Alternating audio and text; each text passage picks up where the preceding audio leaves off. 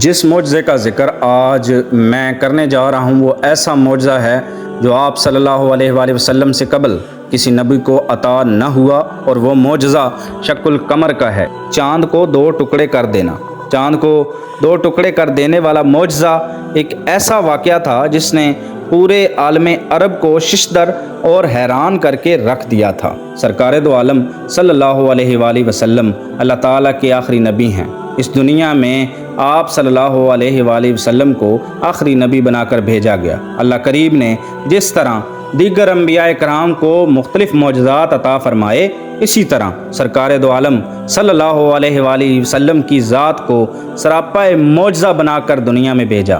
آپ سے پہلے تشریف لانے والے تمام انبیاء کرام کسی ایک خاص معجزہ کے ساتھ مخصوص شہرت رکھتے تھے۔ مثلا حضرت صالح علیہ السلام کی اونٹنی کا معجزہ، حضرت موسیٰ علیہ السلام کے عصا کا سانپ بن جانا، حضرت عیسیٰ علیہ السلام کا مردوں کو زندہ کر دینا۔ لیکن سرکار دو عالم صلی اللہ علیہ وآلہ وسلم سراپا معجزہ بن کر تشریف لائے۔ آپ صلی اللہ علیہ وآلہ وسلم کی عادات و اطوار، آپ صلی اللہ علیہ وآلہ وسلم کا کلام کرنا، آپ پر قرآن کریم کا نازل ہونا، اس سمیت کئی معجزات ہیں جو سرکار دو عالم صلی اللہ علیہ وآلہ وسلم کی ذات کے ساتھ خاص ہیں۔ اگر یہ کہا جائے تو بے جا نہ ہوگا کہ تمام انبیاء کے معجزات کو سرکار دو عالم صلی اللہ علیہ وآلہ وسلم کی ذات میں جمع کر دیا گیا۔ لیکن جس معجزے کا آج میں ذکر کرنے جا رہا ہوں وہ ایسا معجزہ ہے جو آپ صلی اللہ علیہ وآلہ وسلم سے قبل کسی نبی کو عطا نہ ہوا، اور اس کی اہمیت اس لحاظ سے مسلم ہو گئی کہ اس معجزہ کی تصدیق کے لیے خصوصی طور پر اللہ کریم نے سورۃ قمر کی آیات طیبات نمبر 1 سے لے کر 3 نازل فرمائیں، جس میں اللہ کریم نے ارشاد فرمایا، ترجمہ: قیامت قریب آ گئی ہے اور چاند شق ہو گیا، اور اگر وہ کوئی نشانی دیکھتے ہیں تو منہ پھیر لیتے ہیں اور کہنے لگتے ہیں یہ بڑا زبردست جادو ہے۔ اس صورت کا پس منظر تحریر کرتے ہوئے صاحب ضیاء القرآن جسٹس پیر محمد کرم شاہ الازہری تحریر کرتے ہیں، کفار آئے روز ایسے معجزات کا مشاہدہ کرتے رہتے تھے جن کو دیکھنے کے بعد کوئی انسان حضور صلی اللہ علیہ وآلہ وسلم کی رسالت کا انکار نہیں کر سکتا، لیکن عقل کے اندھے ان کو جادو کہہ کر ٹال دیا کرتے تھے۔ آخرکار ایک رات ان کی فرمائش پر شق القمر کا معجزہ دکھایا گیا۔ مکہ کے سارے باشندے مینا کے کھلے میدان میں حاضر تھے۔ آسمان پر چاند چمک رہا تھا۔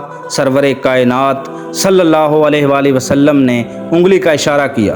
اشارہ کرنے کی دیر تھی کہ چاند کا کرہ 2 ٹکڑے ہو گیا۔ دیکھنے والوں کو یوں محسوس ہوا کہ اس کا ایک حصہ پہاڑ کے اس طرف اور دوسری طرف چلا گیا، اور پھر وہ آنن فانن جڑ گیا۔ کفار یہ دیکھ کر تصویر حیرت بن گئے۔ ان کے پاس حضور صلی اللہ علیہ وآلہ وسلم کی رسالت کے انکار کا کوئی عذر باقی تو نہ رہا، لیکن ابو جہل بولا کہ بڑا زبردست جادوگر ہے، اس کا جادو آسمان پر بھی اثر کرتا ہے۔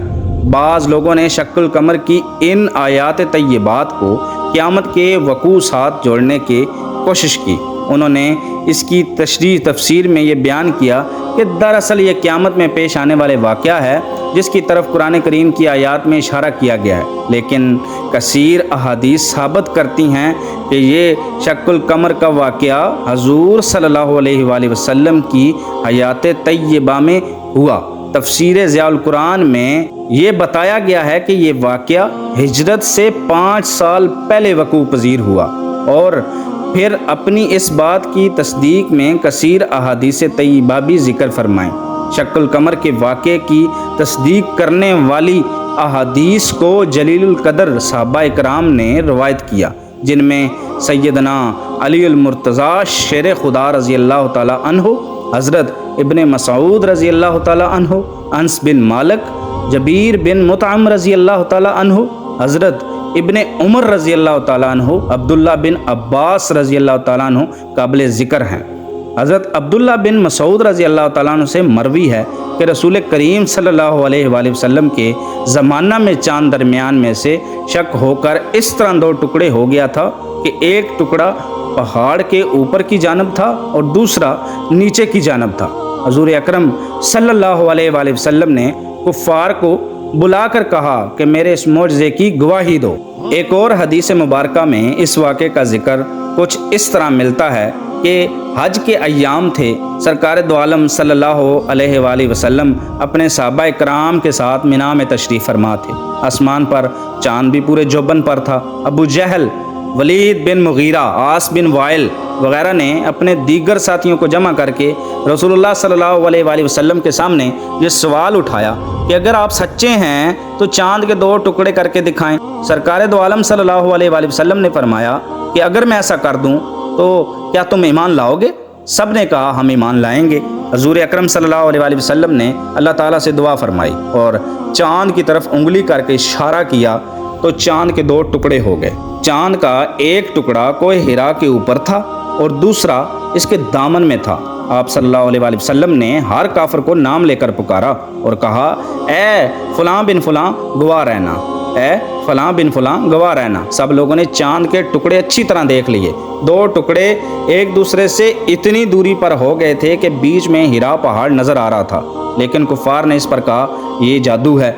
अबू जहल ने कहा इस मामले की मज़ीद तहकीक करेंगे, अगर ये जादू हुआ तो सिर्फ हम लोगों पर ही हो सकता है, जो लोग यहाँ पर मौजूद नहीं हैं या दूसरे शहरों और मुल्कों में हैं उन पर तो जादू नहीं हो सकता। चुनाचा दूर दराज के लोग जब आए और उनसे चाँद के टुकड़े होने के हवाले से पूछा जाता था तो सब इकरार करते कि हमने भी चाँद के 2 टुकड़े होते देखा है। सहाबा इकराम में से हज़रत अब्दुल्ला बिन मसूद, हज़रत हुज़ैफ़ा और हज़रत जिब्रील मुतअम रज़ी अल्लाह ताला अन्हु उसके ऐनी गवाह थे जो मौका पर मौजूद थे। चाँद को 2 टुकड़े करने का ये वाक़या दरअसल हज़ूर अकरम सल्लल्लाहु अलैहि वसल्लम की शान नबूवत का खूबसूरत इजहार था। इसमें एक तो हज़ूर अकरम सल्लल्लाहु अलैहि वसल्लम की शान वाज़े हुई, तो दूसरी तरफ हज़ूर अकरम सल्लल्लाहु अलैहि वसल्लम के इख्तियार का भी तज़किरा हुआ। आपका इख्तियार महज ज़मीन पर नहीं बल्कि आसमान पर मौजूद चीज़ों पर भी चलता है। तमाम मखलूक आपके इशारे के ताबे है। आप चाहें चाँद को 2 टुकड़े कर दें, पसंद फरमाएं तो गुरूब होता हुआ सूरज वापस ले आएं। आप पसंद फरमाएं तो अल्लाह आसमान से बारिश नाज़िल कर दे और ख्वाहिश करें तो अल्लाह ताला बारिश वापस ले ले।